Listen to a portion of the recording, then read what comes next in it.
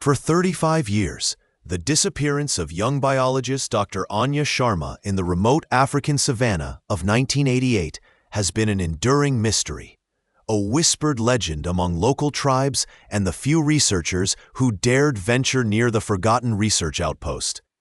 Everyone assumed she had fallen victim to the harsh wilderness, a lion, a flash flood, or simply lost, her ambition outweighing her caution, until a satellite image, recently declassified and enhanced, revealed an impossible structure hidden deep within an uncharted gorge near her last known coordinates.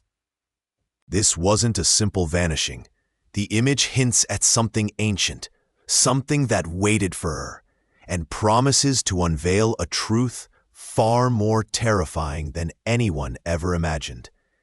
Before we get started, don't forget to subscribe if you believe secrets hidden by time always deserve to be uncovered. The midday sun beat down on the corrugated tin roof of the small, dusty research hut, the heat a tangible presence pressing in on Anya Sharma. In 1988, this patch of the African savanna felt like the edge of the world, a place where the vast, wild heart of the continent still pulsed untamed.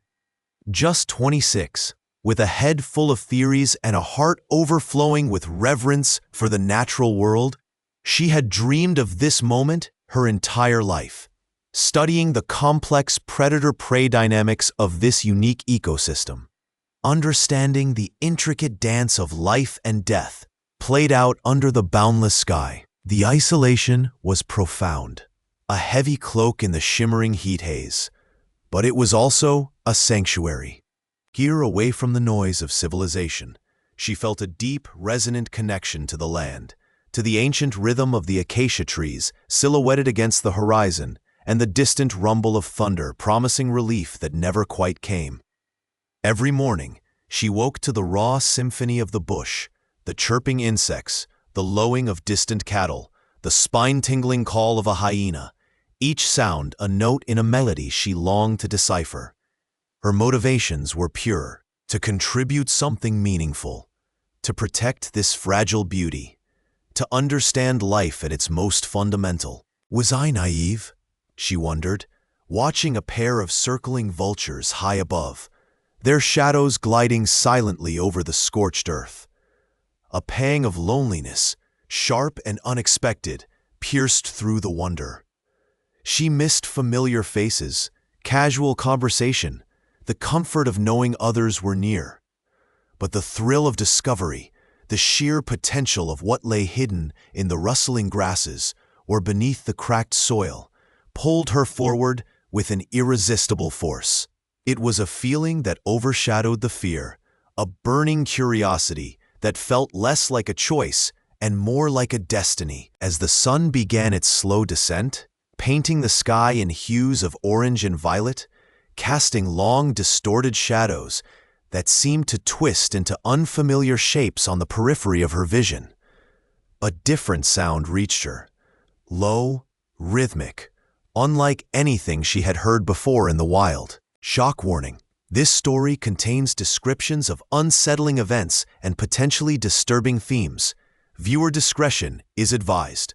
For 22 years, the disappearance of park biologist Dr. Alistair Finch in the remote Selway Bitterroot Wilderness has been a ghost story whispered around Montana campfires. Everyone assumed it was a tragic climbing accident, another soul claimed by the brutal, unforgiving peaks, until a group of hikers, following a barely there game trail high above the last known campsite, stumbled upon a small, waterproof case wedged beneath a pile of rocks. Inside, battered by time but intact, were Alistair's field journal and a set of encrypted satellite photos, revealing evidence that proves this wasn't an accident. It was something far more deliberate. Before we get started, don't forget to subscribe if you believe the wilderness holds secrets we're not meant to find. Days bled into weeks, weeks into months, each sunrise finding Alistair deep within the mountain's embrace. a solitary figure moving through a world oblivious to his presence. His life here was a rhythm dictated by the sun, the wind, and the subtle shifts in animal behavior he meticulously tracked.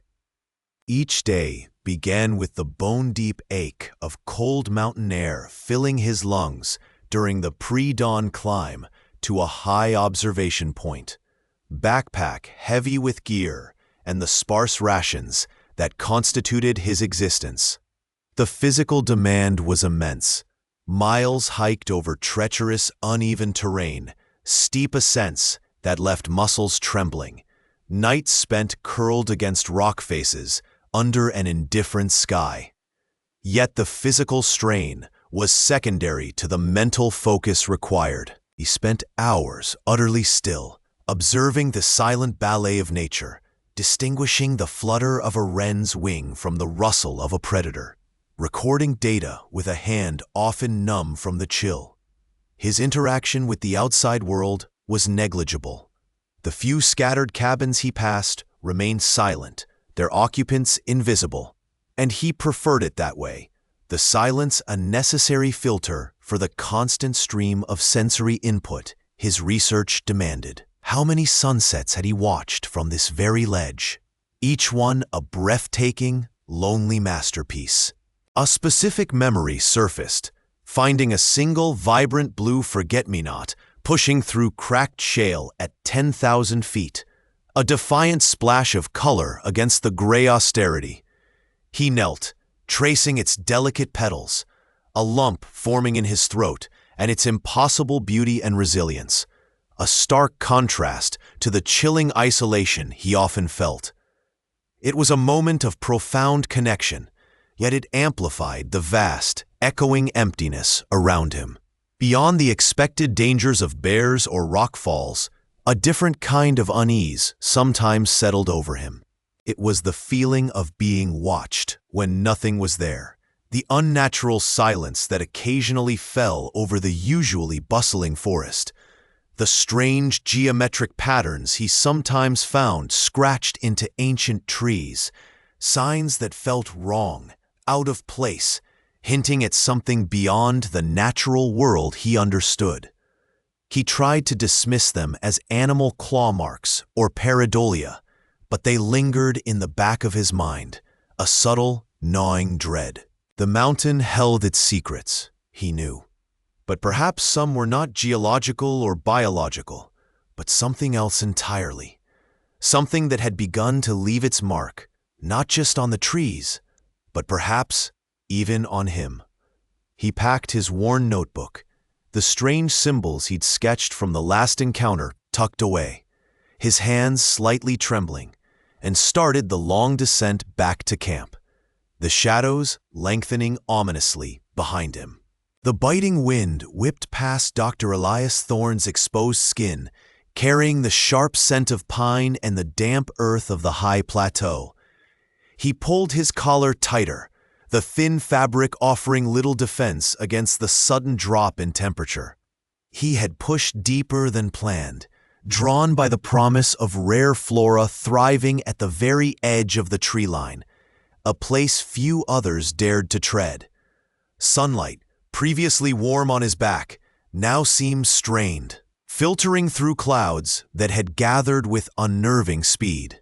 An unsettling silence fell over the forest, the usual chatter of birds and rustle of unseen creatures abruptly ceasing. It was a quiet that felt wrong, heavy, pressing down on him. His hand instinctively went to the worn leather field journal tucked inside his jacket.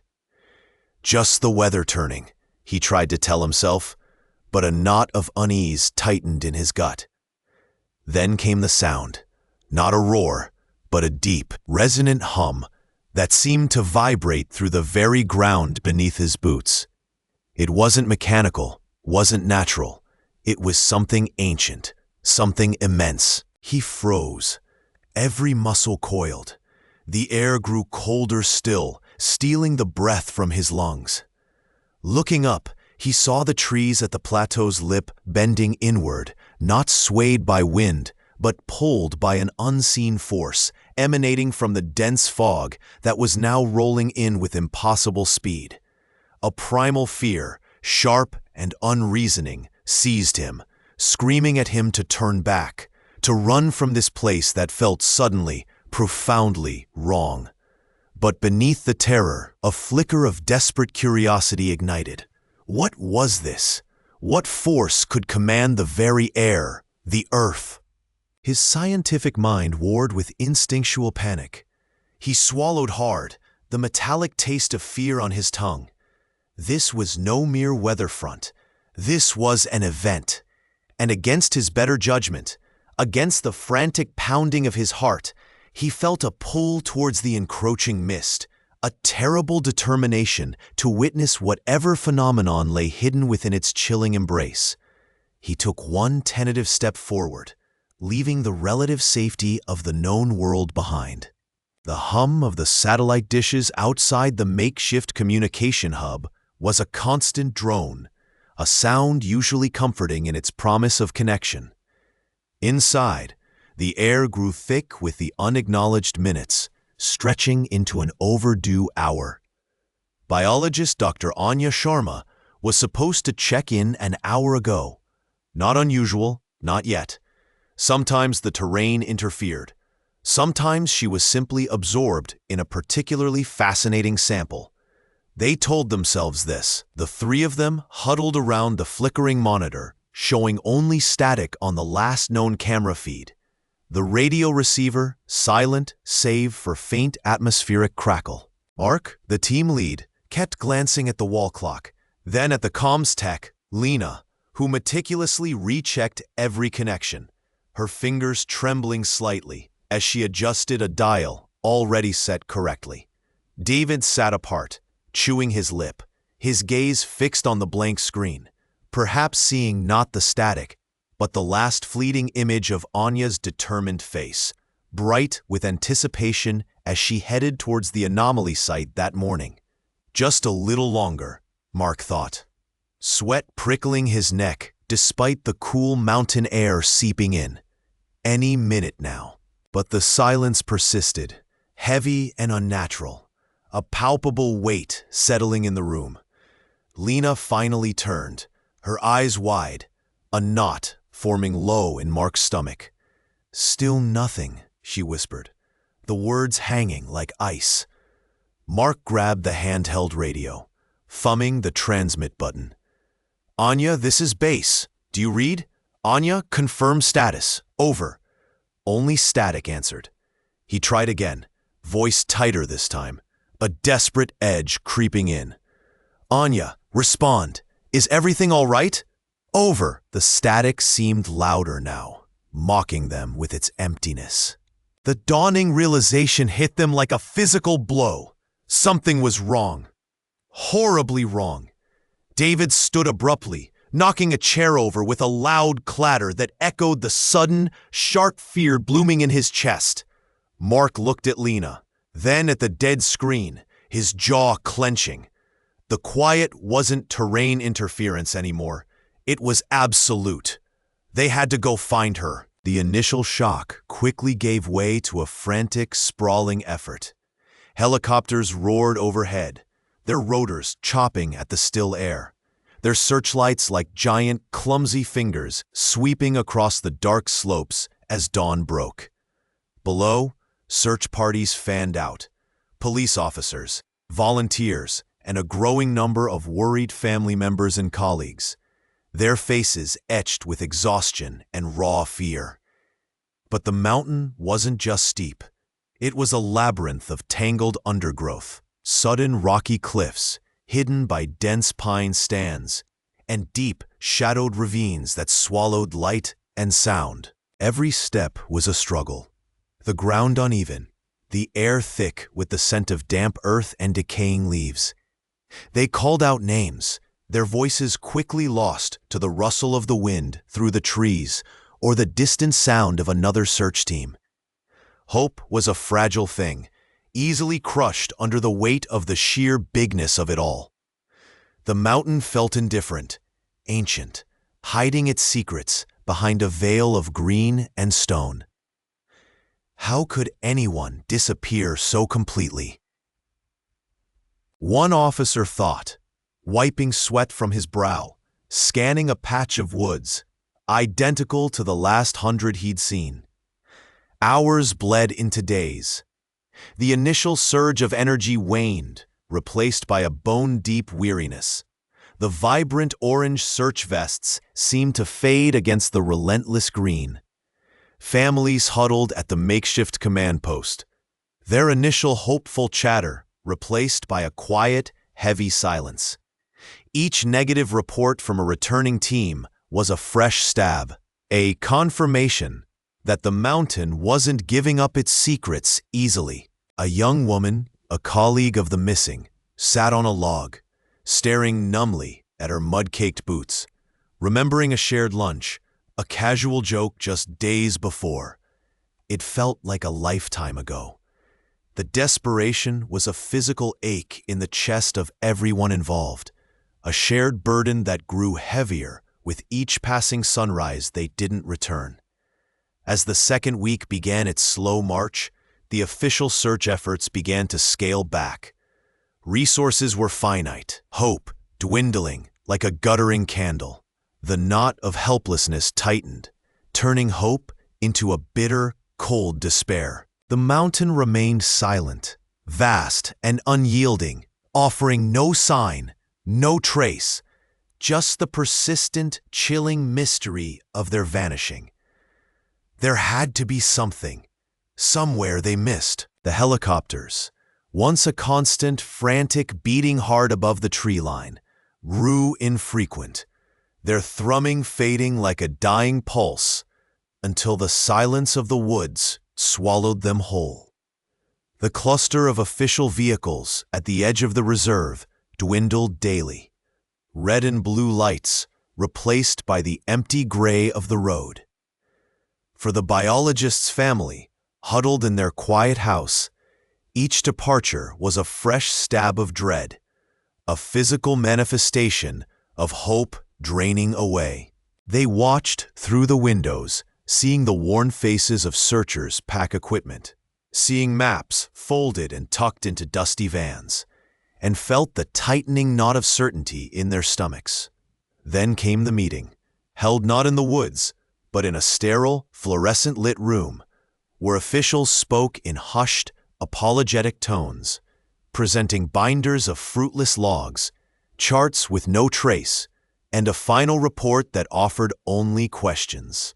There were theories mentioned, a stumble, a hidden ravine, perhaps something more sinister, whispers of possibilities that felt cruel in their vagueness, insults to the methodical, careful man they knew. How could he simply vanish? The air in the room felt thick, suffocating. The word wasn't shouted. It was delivered softly, formally, like a death sentence without a body. Unsolved. The mother's breath hitched, a small, ragged sound. The father's jaw set, his eyes fixed on some point beyond the room, shoulders rigid with a grief he refused to let shatter. A younger sibling pressed trembling fingers to tear-streaked cheeks, the raw pain echoing the emptiness left by the official conclusion. It wasn't closure, it was abandonment. The search ended, but the living nightmare began. Leaving the room, the harsh sunlight outside felt alien and indifferent to the chasm that had opened inside them. They drove home in silence, the familiar route feeling foreign, marked now by an absence so profound it hummed in the air. The house, once full of vibrant life and shared jokes, now felt like a museum of unspoken grief and perpetual waiting. Every shadow seemed to hold a secret. Every gust of wind whispered his name without providing an answer. The long, painful period of uncertainty stretched before them, a desolate road with no end in sight. 18 years had wrapped around the town like creeping kudzu, blurring the sharp edges of memory, smoothing over the raw wounds with the patina of time, yet leaving the deep ache undisturbed beneath the surface. It was 2006 now, the world buzzing with broadband internet and flickering flat-screen TVs, a stark contrast to the disconnected quiet of 1988. Sarah sat at the kitchen table, the glow of the laptop screen illuminating the fine lines etched around her eyes that hadn't been there back then. Life had moved on, as people told you it must. She had a comfortable house, a husband who was kind, children who chased after cartoon characters on the very different screens of this new era. But the missing piece remained, a phantom limb that throbbed most acutely in the quiet moments. The mystery hadn't faded. It had simply integrated itself into the fabric of their lives, a persistent, dull pain. It was in the way conversations trailed off, the questions left unasked at family gatherings, the averted gazes when the old news reports flickered across a cable channel retrospective. Technology offered new ways to remember. Online forums where strangers dissected the case, digital archives of newspaper articles that felt both too close and infinitely distant. Sarah scrolled through a thread, faces she hadn't seen in years appearing in grainy JPEG photos, their youthful hope captured forever before it was extinguished. A wave of nausea washed over her. This is just pixels, she thought. It's not real, not like it felt. Yet, beneath the surface of accepted loss and the routines of a new century, a quiet, internal struggle persisted in those who couldn't fully let go. Hope wasn't a bright beacon anymore. It was a stubborn ember, shielded from the winds of time and logic. Sometimes, late at night, Sarah found herself tracing lines on an old, folded paper map tucked away in a drawer. A map of the area around the woods, marked with faded pencil notations from long ago. It was a relic from a different time, when clues felt tangible, when the world hadn't shrunk to a screen. Running her finger over a place marked simply, vaguely, the ridge, she felt a strange pull, a flicker of something that wasn't pain, but possibility. She hadn't looked at that spot in years, dismissing it as just another dead end from the initial frantic search. But tonight, under the cold light of the digital age, tracing the worn paper, it felt different. It felt like something waiting to be found, something the new world hadn't touched. The year was 2006, a time when the eye in the sky was sharper than ever before, its gaze reaching into corners once hidden from human view. In a dimly lit office, crammed with humming servers and flickering monitors, David sat hunched over his terminal, the sterile air conditioner doing little to chase away the quiet exhaustion that had settled in his bones over years of staring at pixels. His job, part of a sprawling environmental monitoring program, felt more like digital archaeology most days, sifting through vast tracts of high-resolution satellite imagery, identifying deforestation, tracking water usage, looking for the predictable patterns of human activity etched onto the Earth's surface. It was routine, meticulous work, a quiet battle against the overwhelming data stream, punctuated only by the occasional ping of a flagged anomaly that usually turned out to be a misclassified farm field or an oddly shaped cloud shadow. He zoomed in on a particularly remote stretch of forest, the resolution sharp enough to pick out individual tree crowns, their textures a familiar pattern of green and brown.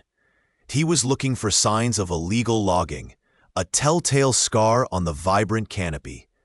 His fingers moved across the trackball, guiding the digital viewport, his eyes scanning, mind half drifting to the dinner he'd make tonight. The quiet predictability of his evening contrasting sharply with the unpredictable wilderness splayed across his screen. Then his internal monologue stuttered. He stopped scrolling. His breath hitched slightly. There, nestled deep within the seemingly impenetrable woods, a shape that didn't belong. It wasn't natural, too regular, too distinct against the organic sprawl of the forest floor.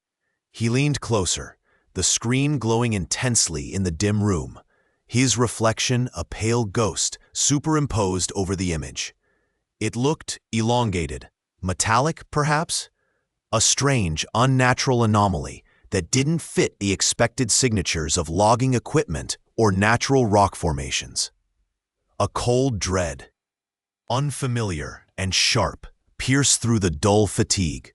This wasn't routine. This felt wrong. Every instinct screamed that what he was seeing was significant. A silent marker in the wilderness, holding a secret that the forest had kept for decades, now laid bare by the unblinking eye in the sky. His heart hammered against his ribs, the rhythmic hum of the machines fading into the background as he stared at the screen, a profound sense of disquiet washing over him. He knew, with a certainty that chilled him to the bone, that this single image was about to unravel far more than just environmental data. The late afternoon sun, filtered through dust motes dancing in the quiet office, warmed his face as Michael hunched over the monitor. Hours blurred, a monotonous scroll of green and brown, acre after acre of untouched forest floor from dated satellite passes. He wasn't expecting anything, not really. Hope had faded years ago, replaced by a grim determination to simply exhaust every avenue, to leave no stone unturned, even virtual ones. His focus was soft, eyes tired from tracking endless tree canopies and winding creek beds that went nowhere. He clicked the mouse, dragging the map northwards, zooming slightly to catch a detail near the old logging road everyone had long since forgotten. And then it appeared. Not a glint of metal, not a splash of unnatural color, but something far subtler, far more unsettling. Tucked deep within a particularly dense section of evergreen, where the canopy should have been a uniform, unbroken texture, was a patch of negative space, too regular, too structured. It was a disruption, a near-perfect rectangle carved out of the organic chaos, its edges unnaturally sharp against the blurred softness of the natural world around it. His breath hitched. He leaned closer, nose almost touching the cool glass of the screen, his heart giving a sudden hard thump against his ribs. This wasn't a rock formation, wasn't a clearing from lightning strike. It was too precise. A cold wave of confusion washed over him, quickly followed by a prickling, unsettling curiosity. What is that? The thought hammered, silencing the low hum of the computer, the distant traffic outside. It shouldn't be there. He zoomed in further, the image pixelating slightly, but the unnatural geometry holding firm. It looked almost excavated, a deliberate void in the endless green. The confusion curdled into suspicion, a dark, unwelcome feeling worming its way into the long dormant part of his mind that refused to let this case die. This wasn't an accident of light or shadow. This was something made, something hidden, and the shape of it, even pixelated, suggested something foundational, something that went down into the earth rather than sitting upon it. The fluorescent lights of the analysis lab hummed a low, steady drone, a sound almost lost beneath the quiet click of keyboards and the soft murmur of voices. Sterling stood slightly back from the main console, his hands clasped behind him, the stale air thick with the scent of ozone and anticipation. On the bank of screens, the satellite image dominated, a vast expanse of forest floor seen from dizzying altitude. Two experts, their faces illuminated by the monitor's glow, meticulously worked the controls, zooming, panning, and overlaying data streams. They weren't just looking at trees and terrain. They were dissecting pixels, comparing spectral signatures, searching for any anomaly that defied natural explanation. Enhanced thermal overlay, one said, her voice calm, professional. The image shifted, cool blues and greens, highlighting the forest canopy. But a subtle, unusual warmth bloomed in the center of the anomaly. Too small to be a campfire, too defined to be natural ground heat. Sterling felt his pulse quicken. What could that be? Not geothermal, not electrical. The other expert brought up topographical maps, comparing the anomaly's position to known geological features. No fault lines, no unusual rock formations, nothing that explained the shape or the thermal signature. Then, they overlaid historical imagery. The anomaly wasn't new, not entirely, but its definition had changed over the decades. It had become more pronounced, more structured. Sterling leaned closer, his eyes glued to the screen. He saw it then, not clearly, but enough to send a cold tremor through him. A faint, geometric pattern within the larger anomaly, almost imperceptible beneath the forest cover. It wasn't a feature of the land. It looked manufactured. The experts exchanged a glance, a silent confirmation passing between them that mirrored the dawning horror in Sterling's own mind. This wasn't a rock or a pond. This was something else, something hidden. The hum of the machines faded, replaced by the pounding of his own blood in his ears. For years, the woods had kept their secret, swallowing up the bus and its passengers. Now, seen from miles above, the forest was finally giving up a clue, a terrifying geometric footprint left on the land, hinting at a presence that had remained concealed since 1988. The image zoomed in further on the structure, revealing unnatural straight lines partially obscured by time and growth, demanding a closer look, a much, much closer look. The grainy detail on the screen, initially just an anomaly in the vastness of the digital landscape, solidified into something terrifyingly familiar, sending a tremor through the quiet office.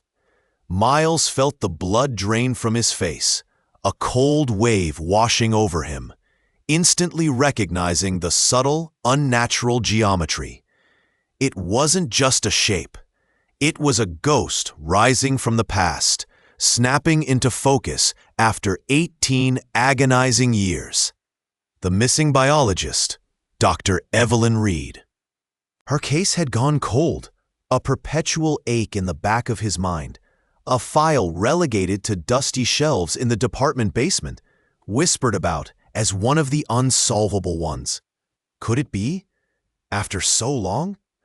Skepticism fought a fierce, exhilarating battle with a surge of desperate hope in his chest. Decades of dead ends had taught him caution, but the raw clarity of the image defied easy dismissal. He pushed himself away from the screen, the worn leather of his chair creaking softly, and headed towards the archive, a place he hadn't needed to visit for that case in over 15 years. The air in the basement was thick with the smell of aged paper and mildew, a physical manifestation of forgotten stories.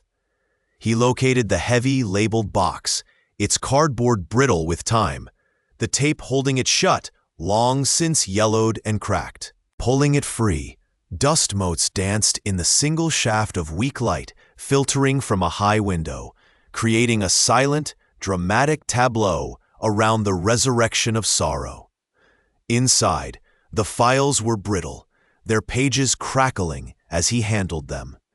The ink on reports and handwritten notes faded, but still legible. He carried the box back upstairs, the weight in his arms feeling heavier than just paper and cardboard.